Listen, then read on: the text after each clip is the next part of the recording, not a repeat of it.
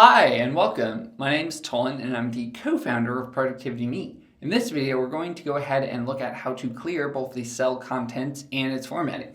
Essentially, we're going to look at different ways to delete cells. So if you're interested in that, let's get started. Okay, so if you want to follow along, go ahead and download exercise file 05.16. That's what we'll be using in this lesson.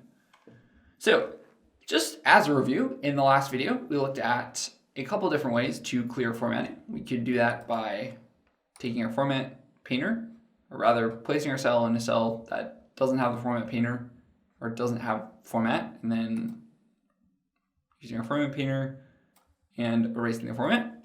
Alternatively, we looked at the way of selecting those individual cells and going to cell and then putting in normal format.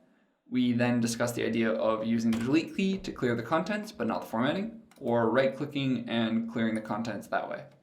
In this video, we want to look at how to actually clear both the contents and the formatting and what that might imply. So, if you want to clear both the formatting and the, I guess what you would call the contents, is you're essentially going to have to delete those cells. Now, what we're going to notice here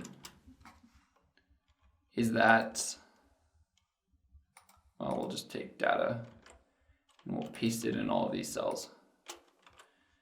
And the reason we're doing this is because we're going to be made wildly aware that deleting cells has an implication, right? So there are a couple of different ways to delete cells.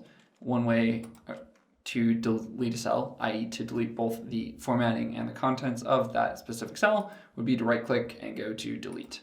That would prompt you with this delete dialog box, which is going to give you two choices. Either you can delete the entire row or column, which I wouldn't recommend. That would delete everything, including the data that we have below or the data that we have to the right. Or you can essentially shift your cells left, meaning the cells here F, G, and H will be replaced, or we'll replace that of A, B, and C, or we can shift the cells up, which means that rows 7, 8, and 9 will become 1, 2, and 3. So first, let's look at this initial choice of shift the cells left. What that means is, again, the cells that we had there would move over and replace those cells. So if we had a bunch of information here, that could be problematic.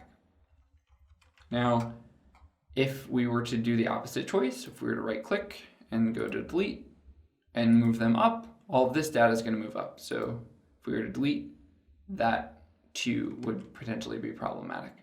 So depending on your data and depending on how your spreadsheet is organized, it could be really useful to perhaps do a two-step process.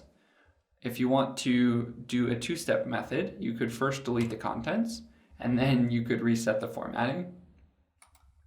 And that would mean that your data doesn't have to move, that these columns are going to stay right where they are, and these rows are going to stay right where they are. The second method would be to do it in the opposite order. So you could say reset the formatting and then delete the contents.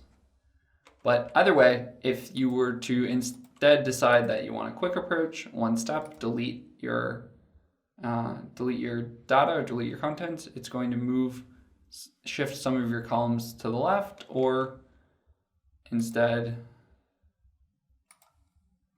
it could move some of your cells up. So it's totally up to you, but those are the couple ways that I know how to clear both the contents and the formatting, either in that two-step process that we looked at, like by resetting the formatting and then clearing the contents with the delete key, or by clearing the contents with the delete key and then resetting your formatting.